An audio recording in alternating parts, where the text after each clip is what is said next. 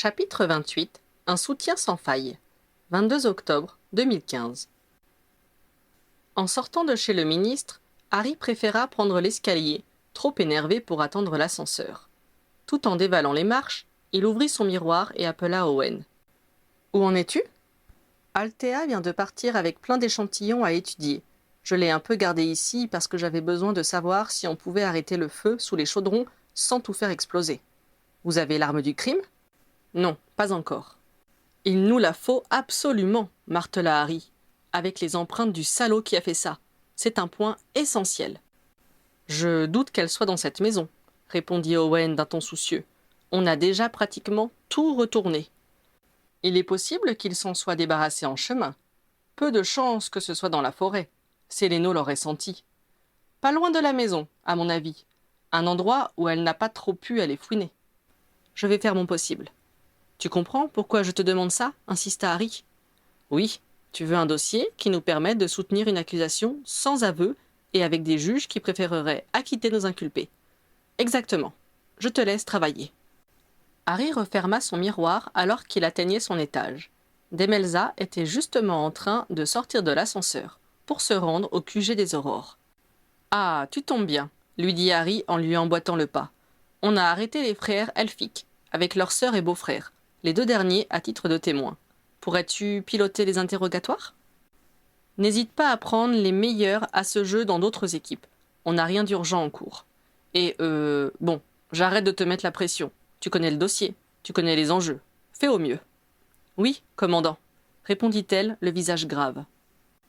À ce moment, Althea arriva à son tour, une besace en bandoulière, contenant sans doute ses éléments à analyser. Harry s'interdit d'aller lui parler. Il n'avait rien de constructif à lui dire et elle n'avait pas besoin qu'il lui communique son stress. Il jeta un regard vers son bureau, mais l'idée d'affronter son adjoint ne l'emballa pas. Il tourna les talons et sortit du QG pour se rendre, quelques portes plus loin sur le même palier, au département de la justice magique.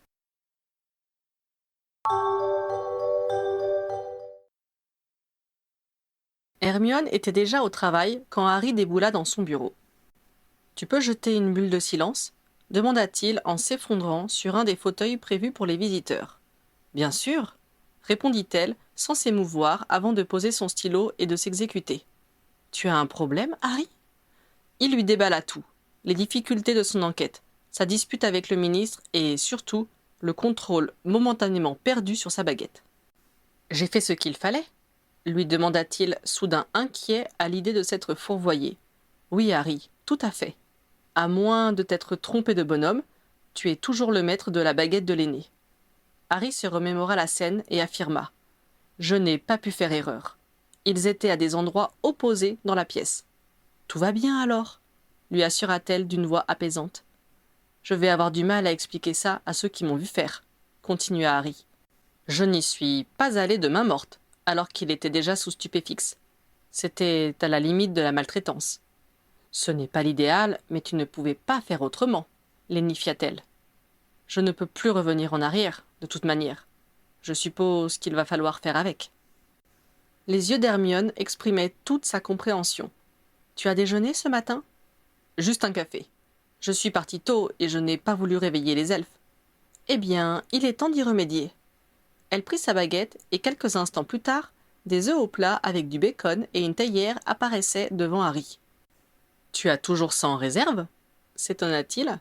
« Moi, non. Mais tu connais Ron.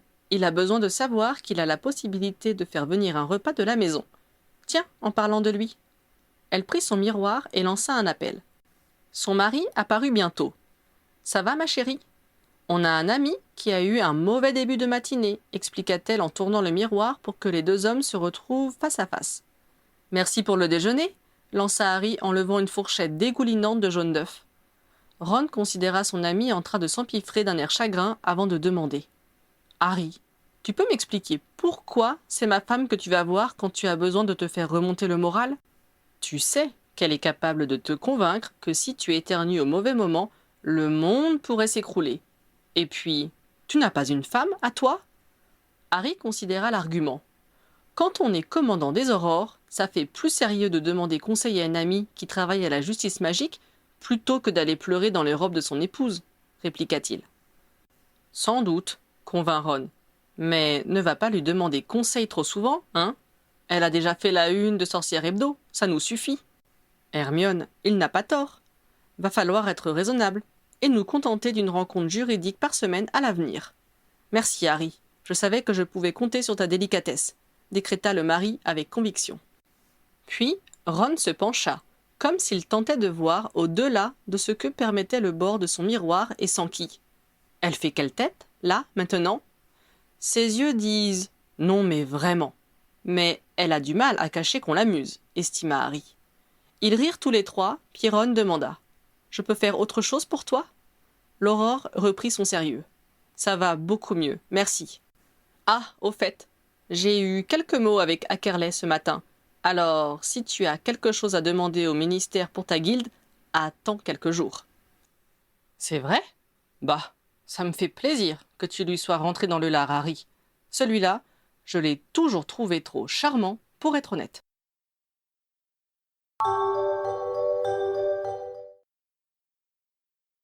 Ragaillardi par le soutien sans faille de ses meilleurs amis, Harry retourna dans ses quartiers. Dans son bureau, l'air sombre, Pritchard contemplait un papier posé sur sa table de travail. « Je ne sais pas ce que tu as fait, mais toutes les demandes de matériel et de fourniture pour le trimestre prochain viennent de nous être retournées avec la mention « refusé », lui apprit Stanislas d'un ton froid. « Ah, le ministre me rappelle quelles sont ses prérogatives, » analysa Harry. « Ne t'en fais pas, on va se débrouiller le temps que ça passe. »« Tu es de bien bonne humeur, » remarqua son adjoint avec acidité. « Ta virée matinale, peut-être ?» Harry récupéra son siège et l'amena près de celui de Pritchard pour donner à leur conversation un tour plus familier. « Je comprends que tu n'apprécies pas que j'aie mené cette arrestation derrière ton dos, » reconnut-il. « Mais ce n'était pas à ton encontre. J'ai vraiment hésité et j'ai failli renoncer. Mais tout mon instinct me poussait à agir, et j'ai appris à faire confiance à mon intuition. Je me suis décidé tôt ce matin, et je savais que le ministre serait contre. Alors j'ai préféré agir discrètement. Je n'ai prévenu que ceux qui étaient directement concernés, juste une demi-heure avant qu'on se retrouve ici. Je n'ai fait une exception que pour Watchover, parce que j'avais besoin de joindre son agent sur place pour qu'il ne nous tire pas dessus à notre arrivée, et que je n'avais aucun autre moyen que de passer par son chef. Je pensais t'appeler après les arrestations, mais ça ne s'est pas déroulé comme prévu, et ça m'est sorti de la tête. Ensuite, tu m'as envoyé chez le ministre, et je pensais que c'était pour ça, et que tu étais au courant. Pourquoi t'appelait-il, alors ? À cause de ma prise de bec d'hier avec la harpie. Il voit ça comme une atteinte à l'intégrité sorcière.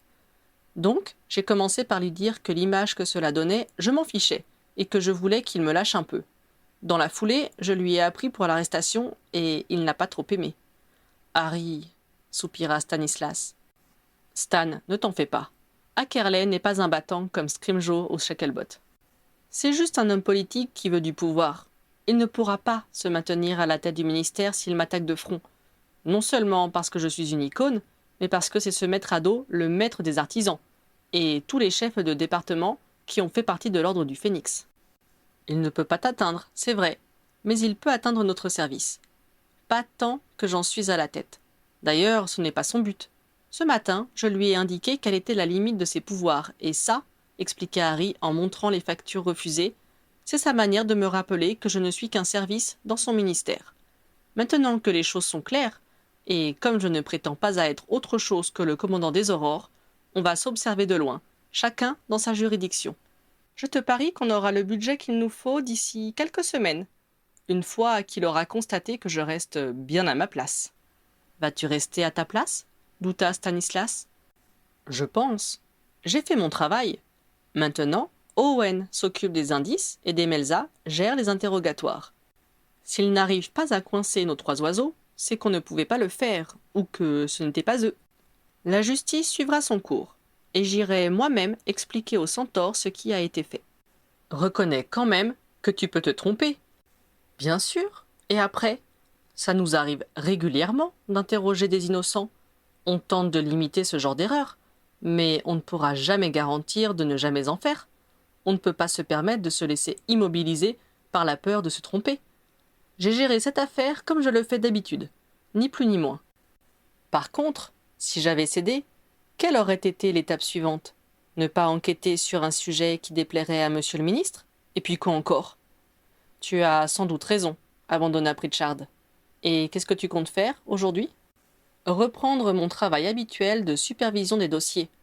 J'ai permis à Demelza d'utiliser au mieux nos compétences en interrogatoire. Je pense qu'elle va récupérer Well-Beloved et Plumptom. Je vais voir si ça ne bloque pas trop leur partenaire. À l'heure du déjeuner, Ginny appela pour lui demander comment ça allait et s'il avait le temps de sortir pour manger. Il la remercia de sa sollicitude. Il savait que la proposition découlait d'une conversation qu'elle devait avoir eue avec son frère ou sa belle-sœur. Mais il préféra rester avec son adjoint. Stanislas s'était détendu 1 heure auparavant quand Althea avait assuré avoir trouvé du sang de centaure dans la potion saisie, mais il était encore sous le coup de sa contrariété du matin. En début d'après-midi, Owen arriva enfin, crotté, débraillé, mais triomphant. Il convoyait avec sa baguette une longue épée qui semblait avoir séjourné dans la terre. Il la posa avec soin sur un des établis où ils examinaient les pièces à conviction. « Anthony, amène-toi » brailla-t-il. « J'ai besoin d'un relevé d'empreinte. » Anthony Goldstein, dont les mains portaient toujours la marque indélébile de la morsure du feu démon, se montrait particulièrement doué pour la magie précise qu'exigeait cet exercice. Il était donc régulièrement sollicité pour les cas les plus délicats. Quand Owen remarqua que Harry l'observait de son bureau, il lui demanda du regard s'il voulait prendre la suite des opérations. Le commandant lui fit signe qu'il préférait lui laisser la main. Owen discuta longuement avec Anthony avant qu'il ne se mette au travail. 3/4 d'heure plus tard, Owen venait au rapport. « On a une empreinte partielle, annonça-t-il. Anthony m'a dit qu'on a de la chance d'avoir au moins ça, vu que l'épée était enterrée. » Harry en fut satisfait. Cela pourrait être très utile pour déterminer les responsabilités une fois qu'ils auraient établi la culpabilité du groupe. « Où en est Demelza » interrogea-t-il. « Je ne sais pas. Je lui ai dit ce que j'avais. Elle m'a arraché le support où on avait copié l'empreinte et elle a filé vers les salles d'interrogatoire. »« Comment as-tu fait pour repérer une épée enterrée » demanda Pritchard. Owen lui lança un regard reconnaissant. « J'ai fait venir un limier » expliqua-t-il avec un sourire satisfait. On a trouvé des fûts vides et sales qui semblaient avoir contenu du sang. Et je me suis dit qu'on n'allait quand même pas faire venir une harpie pour remonter la piste. J'ai cherché une autre solution et j'ai pensé à un article sur la chasse que j'avais lu dans la Gazette. Je me suis renseigné par miroir et j'ai trouvé quelqu'un qui a bien voulu venir avec son croupe. Harry, désolé, je sais que tu n'aimes pas ça, mais il serait très déçu s'il n'avait pas l'occasion de te serrer la main. Je devrais trouver 5 minutes pour le remercier, lui assura Harry. Enfin bref, son animal a reniflé le fond des pots et il est parti comme un fou. Il a foncé droit vers la forêt. On lui a fait faire pas mal d'allers-retours sur le chemin, et j'ai craint que cela ne donne rien. Finalement, je ne sais pas trop comment son maître s'y est pris pour lui faire comprendre ce qu'on voulait, mais Clébar a fini par gratter quelque part sur le chemin communal. On a creusé et on est tout de suite tombé sur le pommeau de l'épée. « Génial !» le félicita Harry. « Tu as été génial !» Owen lui adressa un sourire radieux. « Merci. Voilà, tu sais tout. J'ai déterré l'arme avec le maximum de précaution et je l'ai apportée ici. Il faut que j'y retourne pour voir où en sont Vicky et l'agente Wisp. Oui, vas-y, continue comme ça. »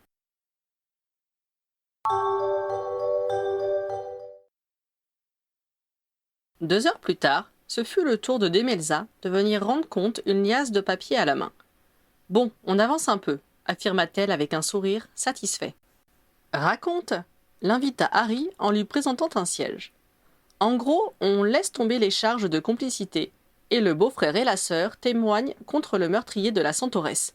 Excellent ! C'est Thaddeus Hotpick qui s'est mis à table le premier. Il m'a proposé de nous dire tout ce qu'il savait si on laissait sa femme en dehors de tout ça. J'ai accepté, et il m'a confié que sa chère Belloc avait soigné Elvendork. C'est le plus jeune de la fratrie, le plus hargneux aussi, d'après son beau-frère. Et tu sais quoi ? L'air réjoui de l'enquêtrice donna un indice à Pritchard. Les empreintes partielles de Harper sont celles d'Elphick Junior ? Eh oui ! Si tu n'étais pas enceinte, je t'offrirais un verre, la félicita Harry. Merci, je le garde pour plus tard. Et la sœur, sans qui Harry ? Moyennant un accord, elle admettra avoir soigné son frère.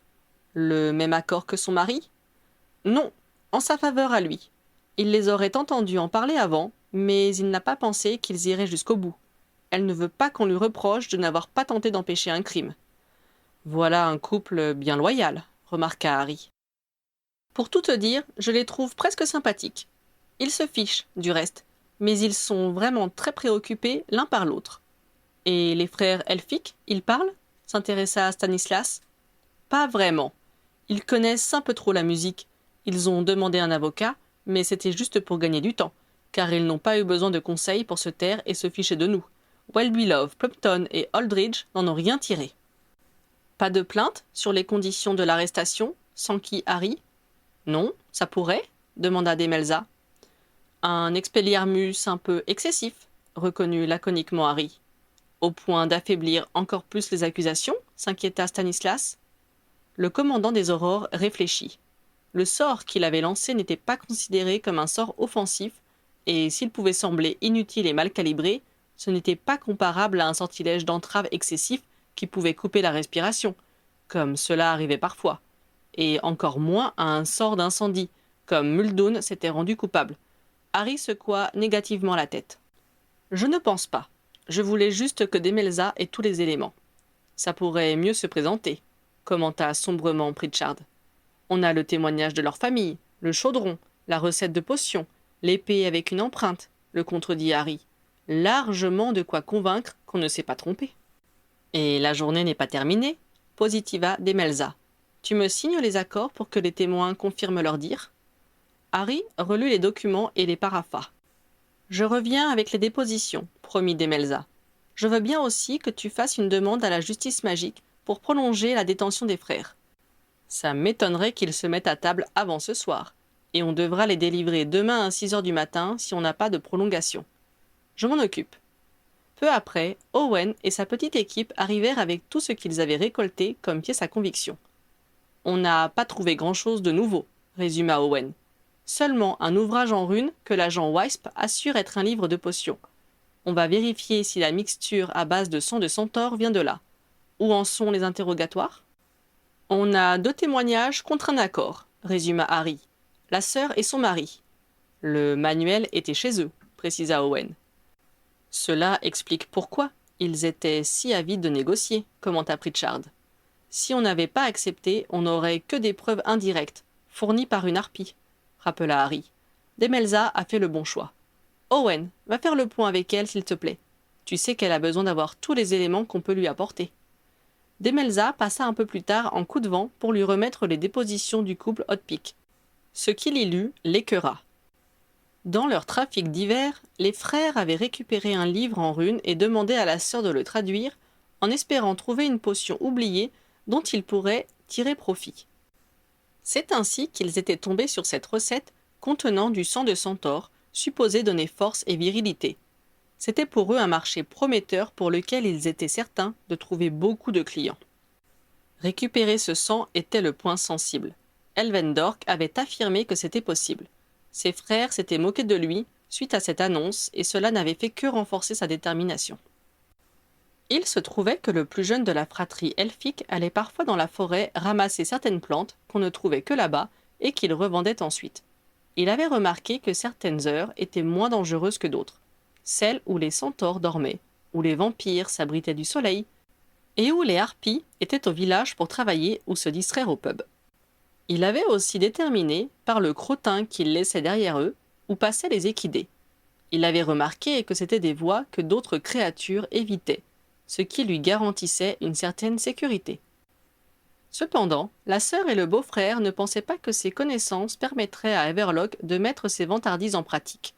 Il ne s'était jamais aventuré loin dans la forêt, et tout le monde savait que les centaures étaient agressifs et dangereux. Belloc et son mari ignoraient comment il s'y était pris en fin de compte, mais il était rentré un jour avec des côtes cassées, pas mal de plaies et de bosses, et une outre de 5 litres pleine de sang. Belloc avait soigné son frère, comme toujours quand l'un d'eux se prenait un coup, et s'en était retourné à ses affaires, ne voulant pas être mêlé à ce qu'il avait fait. Elle et son mari s'étaient alarmés en apprenant que des aurores enquêtaient, mais avaient préféré garder profil bas, de peur d'être inquiétés. Harry et Pritchard tombèrent d'accord sur le fait que le couple était sans doute plus impliqué qu'il ne le prétendait. Mais les autres pics restaient leur meilleure chance de coincer le principal meurtrier.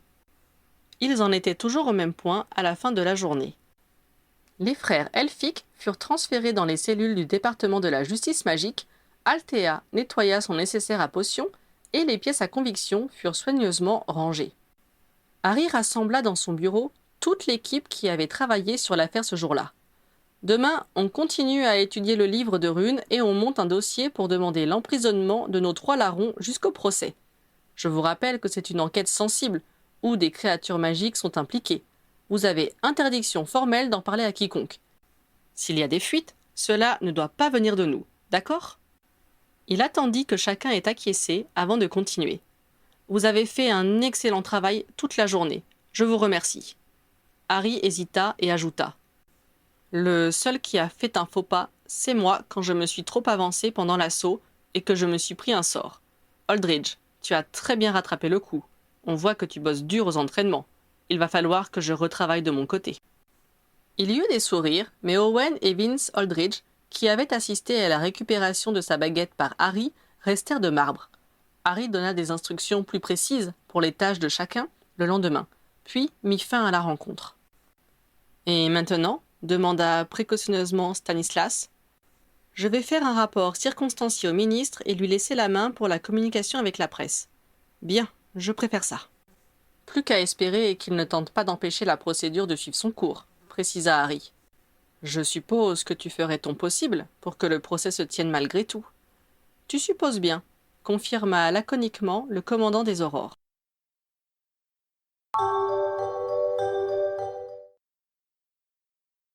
Harry rédigea une longue note qu'il envoya magiquement à Ackerley. Quand il sortit de son bureau, Owen était encore à sa place. Le commandant des Aurores considéra la situation. Il pouvait tout simplement rentrer chez lui, après un bref signe de tête à l'intention de son ami. Cependant, il savait que si Owen était encore là, c'était dans l'espoir de lui parler en tête-à-tête. En bon Gryffondor, Harry n'était pas du genre à fuir une situation gênante, surtout si c'était un ami qui le sollicitait. « Un moment pour prendre un verre ?» proposa-t-il donc. « Ça me ferait plaisir », confirma Owen. Ils échangèrent des nouvelles de leurs familles respectives le temps de sortir du ministère et d'être servis dans un bar du chemin de traverse. Une fois le serveur éloigné, Harry posa discrètement une bulle de silence et se lança. « On ne va pas tourner autour du pot. Tu te demandes pourquoi j'ai balancé un Expelliarmus sur un homme immobilisé. C'était assez inattendu, convint Owen. Je suppose. Sache que ce n'était pas par peur ou par vengeance. Je devais le faire, c'est tout. Par contre, je ne peux pas t'expliquer pourquoi. C'est lié à ce que tu es ? Tenta de deviner Owen. Tes histoires de survivants ? Oui. Son ami resta pensif un moment avant de commenter avec un petit sourire. C'est étrange, quand même. Tu en reviens toujours à l'Expelliarmus. À croire que c'est ta marque de fabrique. On me l'a déjà fait remarquer, répondit Harry en pensant à Rémus et à la conversation qu'ils avaient eue durant le dernier Noël qu'ils avaient partagé. Pourquoi veux-tu que j'en change alors qu'il remplit parfaitement son rôle ? Laisse-moi te dire que c'est totalement incompréhensible, jugea Owen. Le fait que tu aies vaincu tu sais qui avec ce sort reste un grand mystère pour tout le monde. Et ça doit le rester, affirma Harry. Comme celui d'aujourd'hui ? Tu en sais déjà trop, soupira Harry. Je ne suis pas le seul à me poser des questions, remarqua Owen. J'imagine, mais Vince Aldridge n'est pas mon ami, et je préfère qu'il pense que j'ai dérapé plutôt que de lui fournir des informations qui pourraient avoir des conséquences graves. Je peux supporter de descendre dans son estime à lui. Par un hochement de tête, Owen montra qu'il avait saisi la signification en creux de cette affirmation. Il était conscient de l'amitié que Harry lui témoignait en lui faisant ses confidences. Ils se turent un moment, sirotant leur bière au beurre. Harry laissa ses pensées vagabonder sur le duel historique qu'il avait opposé à Voldemort. Il se souvint alors que si sa compréhension du fonctionnement de la baguette de l'aîné avait joué un rôle, il avait bénéficié au cours des années de l'aide de nombreux alliés. « Ce n'est pas seulement avec un Expelliarmus que j'ai vaincu, apprit-il à Owen. C'est aussi grâce à l'amour. » Cette réplique laissa un moment son ami sans voix avant qu'il ne réponde. « Ne me dis pas qu'il a suffi de bons sentiments pour vaincre tu sais qui. »« Je n'ai pas dit les bons sentiments, j'ai dit l'amour, » précisa Harry. « Tu l'as vaincu parce que tu l'aimais ? demanda Owen d'une voix qui hésitait entre l'incrédulité et le ton de celui qui n'a pas l'intention de s'en laisser compter. Harry sourit. Maintenant, il comprenait pourquoi Dumbledore utilisait cette ellipse. « J'ai survécu à 1 an grâce à l'amour de ma mère, développa-t-il. Nous avons gagné un espion décisif parce qu'un homme l'a aimé sans espoir. Le mentor dont j'avais besoin pour mener à bien ma tâche a été façonné par un amour de jeunesse, qui lui a fait faire des erreurs et lui a donné le désir de se racheter. L'incapacité de Voldemort à aimer l'a rendu aveugle et l'a empêché de s'emparer de l'arme qu'il convoitait. Tous les soutiens que j'ai reçus m'ont amené là où j'ai été et m'ont donné la force et le désir d'accomplir ce qui devait être fait. » Plusieurs secondes de silence suivirent cette déclaration. Owen tentait manifestement de tirer de cette description de quoi combler sa curiosité. « D'accord, fit-il finalement. L'amour. » Ils se calèrent sur leur siège alors que l'énergie qui les avait soutenus toute la journée s'estompait et que la fatigue gagnait du terrain. Quand ils reposèrent leur verre, ils échangèrent un regard et Harry fit un geste pour commander une seconde tournée, trop engourdi pour se lever et rentrer chez lui. « Finalement, tu as aimé retourner à Poudlard ?» demanda-t-il à Owen quand ils furent servis. « J'ai davantage l'impression d'être retourné dans la forêt interdite qu'à Poudlard, » tempéra Owen. « Mais c'était sympa de revoir le bureau du directeur. La dernière fois, j'étais trop sous l'emprise de l'amulette pour apprécier. »« Et tu n'y as jamais été en tant qu'élève ?» s'informa Harry. Cela fit rire son ami. « Personne n'avait envie d'y être convoqué, tu sais. C'était généralement lié à de très gros problèmes. Je pense que tu as pulvérisé un record en y faisant au moins une visite chaque année. »« Non, » opposa Harry. « Brocklehurst ne m'y a jamais fait venir. Cette dernière année a d'ailleurs été très reposante. C'était bien, non ?» Owen hocha poliment la tête sans paraître bien enthousiaste. « Quoi ?» demanda Harry. « J'ai raté quelque chose ?»« Je ne sais pas si tu imagines ce que ça a pu être pour les Serpentards de revenir à Poudlard. Juste 3 mois après avoir dû évacuer la grande salle, sous le regard haineux des 3 autres maisons, rétorqua son ami. Dans le Poudlard Express qui nous a amenés début août pour les sessions de rattrapage, les parents nous ont tous rassemblés dans le même wagon. Même les préfets sont restés avec nous, tellement ils étaient persuadés qu'ils allaient se faire éjecter du compartiment qui leur était réservé. Harry, qui était arrivé 1 mois plus tard, ne s'était jamais demandé comment cela s'était passé. Il ne se rappelait pas que Ginny ait abordé le sujet avec lui. Ensuite, quand Brocklehurst nous a fait son petit discours sur la tolérance et l'amitié entre les maisons, je peux te dire qu'on n'en a pas cru un mot, continua Owen, tout à ses souvenirs. On se disait que personne ne pourrait nous pardonner ce qui s'était passé tout au long de l'année précédente, et que ces bons sentiments resteraient lettre morte. Mais on a bien dû admettre qu'il y avait une réelle volonté des profs à nous intégrer, quand on s'est retrouvés mélangés en classe et que les tutorats ont été mis en place. Avoir des tuteurs pouf-souffle et devoir aider des Gryffondors, ça a fait bizarre. Il sourit, comme si l'expérience lui avait laissé de bons souvenirs, finalement. Je ne dis pas que c'était le bonheur et l'amitié à tous les étages, conclut-il, mais ça a été moins dur qu'on ne l'avait craint. L'époque des procès a été difficile, se souvint enfin Harry. C'est peu de le dire. On essayait de ne pas laisser seuls dans les couloirs ceux dont les parents étaient en train d'être jugés. Mais il y a quand même eu des passages à tabac et des brimades. Ça a été difficile pour Augustin qui était dans ma maison, raconta Harry. J'en ai parlé avec McGonagall, une fois, et elle m'a dit que les Gryffondors s'étaient particulièrement mal comportés. C'est le problème avec ceux qui pensent détenir l'exclusivité du courage et de la vertu, remarqua Owen avec une voix acide qui fit comprendre que les efforts du professeur Brocklehurst avaient été appréciés, mais n'avaient pas toujours suffi. « Ouais, je suppose que les Gryffondors sont un peu énervants quand ils s'y mettent, » reconnut Harry avec contrition. « C'est bon, je ne disais pas ça pour toi, » assura Owen. « S'il y en avait un qui pouvait la ramener, c'était bien toi. Et puis tu cassais les pieds à Malfoy, et rien que pour ça, je te trouvais presque supportable. » « Sauf quand on s'est retrouvés opposés en tant qu'attrapeur la 6e année, » subodora Harry. « Pour tout te dire, j'espérais très fort que tu te casses la jambe avant chaque match. En tout esprit sportif, bien sûr. »« Je n'en doute pas, » ricana l'attrapeur vedette des Gryffondors.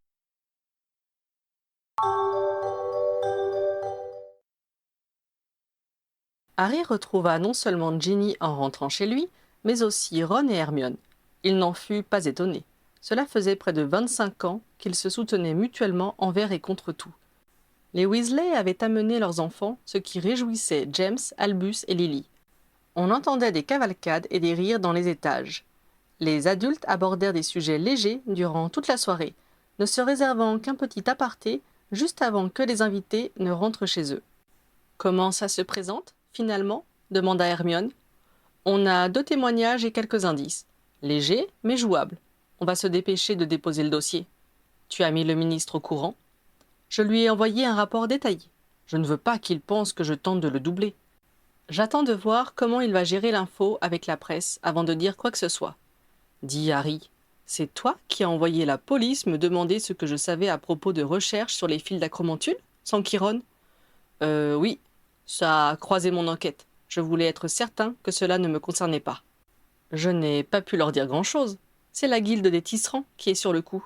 « De quoi parlez-vous » demanda Ginny. « Je pense qu'on va avoir un nouveau tissu, typiquement sorcier d'ici quelques mois, révéla Ron. Très fin et très résistant. Je ne sais pas ce que cela va donner pour les vêtements, mais côté artisanat, on est assez intéressé par le résultat. Tout ce qui est sac, tente, bâche, couverture pourrait être sensiblement amélioré. Ils ont eu l'idée d'étudier les fils que produisent ces sales bestioles et de s'en inspirer pour créer un nouveau matériau. Toujours aussi copain avec les araignées, je vois, le taquina Harry. On voit que ce n'est pas toi qui as failli te faire boulotter par ces monstres à pattes velues. Ah si, c'est vrai, tu étais avec moi. Tu ne serais pas un peu masochiste, Harry ? Je n'ai pas dit que je les aimais. D'ailleurs, je me suis pas mal baladé dans la forêt interdite cette semaine et j'ai soigneusement évité de les croiser. Tu vois, j'apprends avec l'âge. Et notre bonne vieille voiture, tu l'as revue ? Je n'ai pas eu le temps de partir à sa recherche. Je me suis borné à discuter avec les centaures, les vampires et les harpies. Je tiens à faire remarquer que le seul entretien vraiment désagréable que j'ai eu, c'était avec le ministre. Mon pauvre Harry, tu vas toujours traîner dans des endroits glauques aussi, conclut Ron en lui donnant une bourrade amicale dans le dos.